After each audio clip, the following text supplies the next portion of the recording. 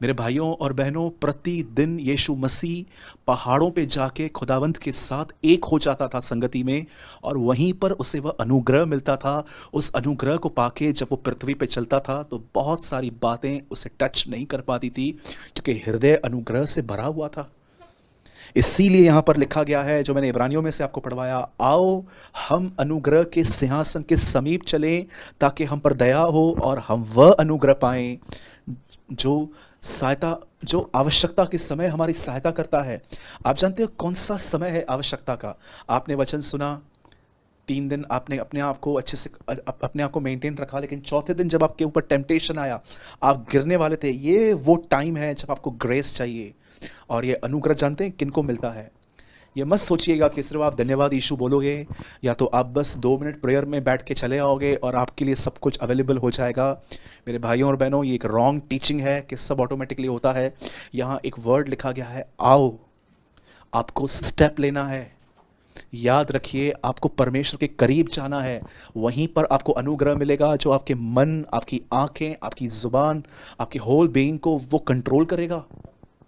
अगर आप में से कोई भी ऐसा व्यक्ति है जो 2-3 दिन तक वचन सुनने के बाद ठीक रहता है, लेकिन चौथे दिन वापस आप उन्हीं बातों में चले जाते हो, तो ये कहना बंद कर दो कि मैं कमज़ोर हूँ। प्रॉब्लम ये है, आपको ग्रेस नहीं मिली, अनुग्रह नहीं मिला। और अनुग्रह एक ही व्यक्ति को नहीं मिलता। ऐसा लिखा गया है, परमेश्वर दीनों पर अनुग्रह करता है परंतु घमंडियों का सामना करता है।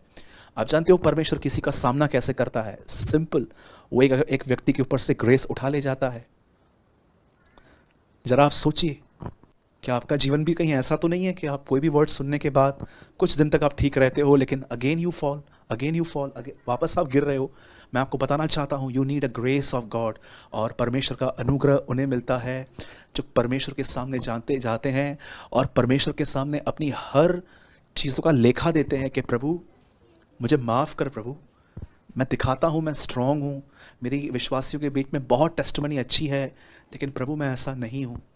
आप जानते हो मैं लोगों को इज़राइल दिखाता हूँ कि मैं इज़राइल हूँ, पर आप जानते हो मैं याकूब हूँ। ईमानदार लोगों का है अनुग्रह।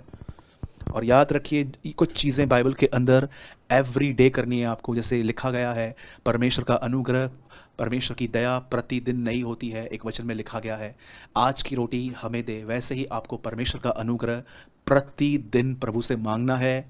और याद रखिए, जब भी आप उठते हैं अपना कुछ समय खुदा को दीजिए ताकि आपको वो अनुग्रह दे, और वही अनुग्रह आपको होल डे में डिफ़िकल्ट लोगों के बीच में पाप रहित रखेगा, सिन से बचा के रखेगा।